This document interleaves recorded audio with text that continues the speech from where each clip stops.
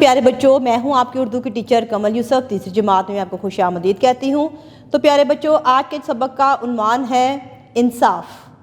تو کتابیں آپ سب کے پاس موجود ہیں پیارے بچوں، تو جلدی سے اپنی کتابیں کھولیں تاکہ ہم اپنی ویڈیو کا آغاز کر سکیں۔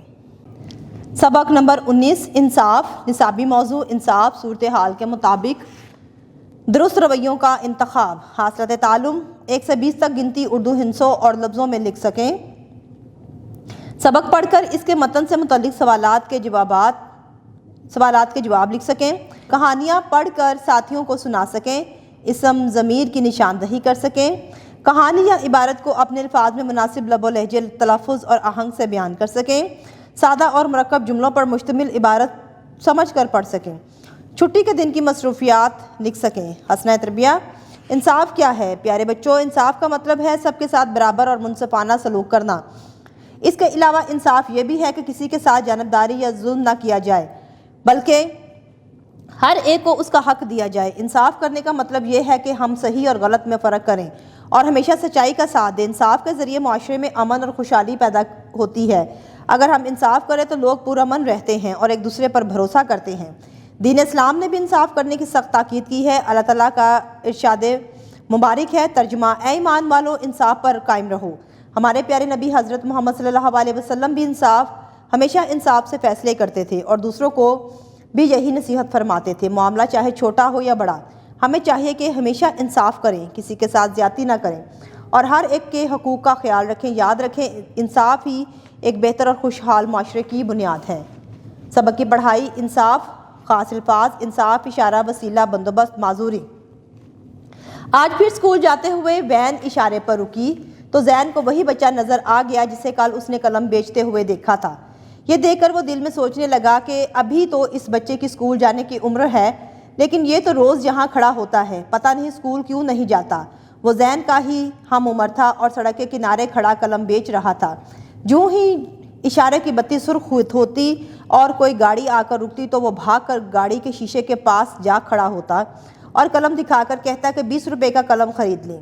کچھ لوگ اسے ڈانٹ دیتے اور کچھ لوگ چند سکے نکال کر اس کی ہتھیلی پر رکھ دیتے، مگر وہ واپس کر دیتا اور کہتا کہ آپ قلم خریدنا چاہے تو خرید لیں، مجھے بھیک نہیں چاہیے۔ لوگ اس بچے سے قلم خریدنے کے بجائے اس کی الگ الگ رنگ کی شلوار قمیض اور ٹوٹی ہوئی چپل کا مذاق اڑاتے، لیکن وہ جواب دینے کے بجائے خاموشی سے دوسری گاڑی کی طرف بڑھ جاتا۔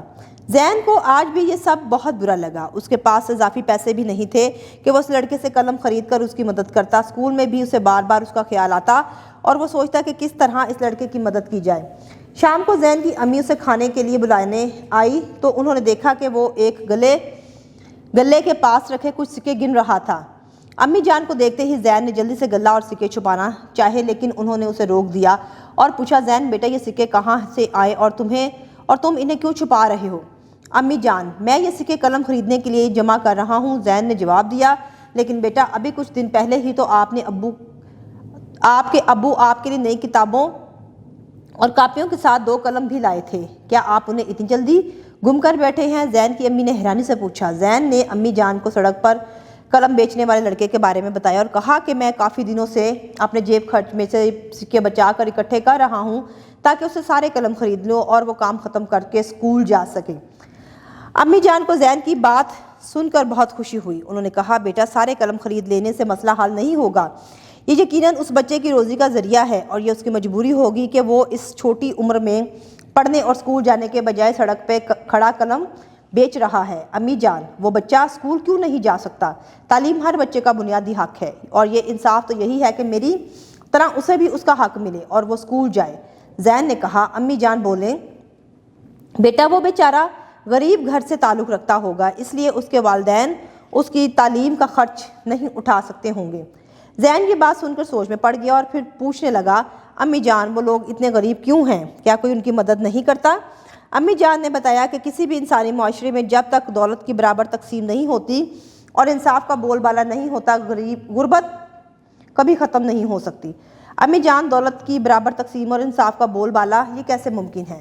زین نے سوال کیا۔ بیٹا، یہ اس طرح ممکن ہے کہ جن لوگوں کے پاس دولت یا پیسے ضرورت سے زیادہ ہیں ان پر فرض ہے کہ وہ غریبوں اور ضرورت مندوں کا خیال رکھیں اور ان کے کام آئیں۔ اس کے علاوہ حکومت کا بھی فرض ہے کہ وہ لوگوں کو بنیادی ضروریات یعنی تعلیم، صحت اور روزگار فراہم کریں تاکہ انصاف کا بول بالا رہے۔ امی جان نے اسے تفصیل سے سمجھانے کی کوشش کرتے ہوئے جواب دیا۔ زین نے کچھ سوچتے ہوئے سر ہلایا اور کہا، ہمیں بھی اس کا خیال رکھنا چاہیے اور اس کے لیے کچھ ایسا کرنا چاہیے تاکہ وہ بھی اسکول جا سکے۔ آپ ابو جان سے کہیں کہ وہ اس لڑکے کے ابو سے بات کریں۔ امی جان نے وعدہ کیا کہ وہ شام کو زین کے ابو جان سے ضرور بات کریں گی۔ زین کے ابو کپڑا بننے کا ایک کارخانہ چلاتے تھے۔ انہوں نے زین کی نشاندہی پر اس بچے کے گھر کا پتہ لگوایا تو انہیں معلوم ہوا کہ اس بچے کا نام احسن ہے اور وہ 4 بہن بھائیوں میں سب سے بڑا ہے۔ اس کے والد اپنی معذوری کی وجہ سے کسی نوکری کے لیے نہیں جا سکتے۔ زین کے ابو جان نے ان سے بات کی اور انہیں اپنے کارخانے کا ایسا کام دیا جو گھر بیٹھ کر آسانی سے کیا جا سکتا تھا۔ اس کام سے ان کے گھر کا خرچ چلنے لگا۔ زین کے ابو نے احسن کو قریبی اسکول میں داخلہ بھی دلوا دیا۔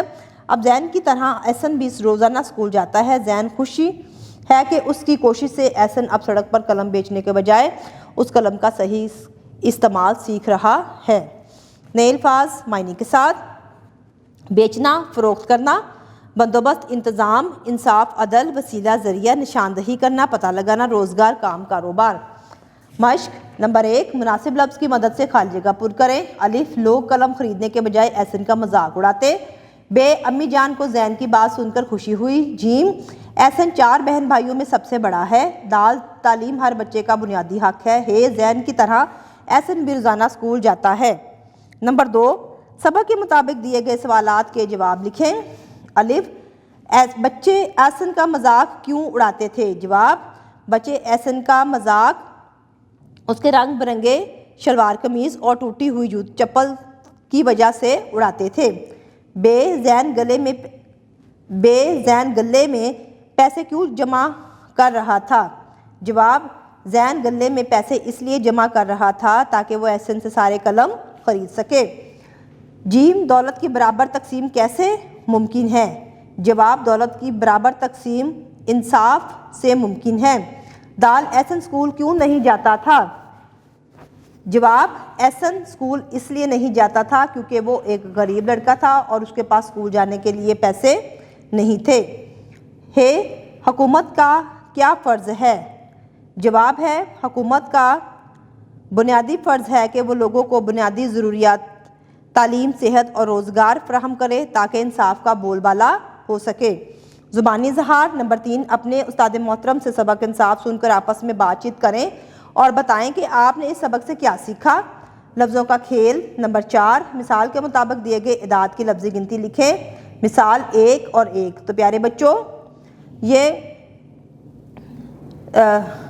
پیارے بچوں آپ نے ان اعداد کی لفظی گنتی لکھنی ہے۔ 1 2 3 4 5 6 7 8 9 10 11 12 13 14 15 16 17 18 19 20۔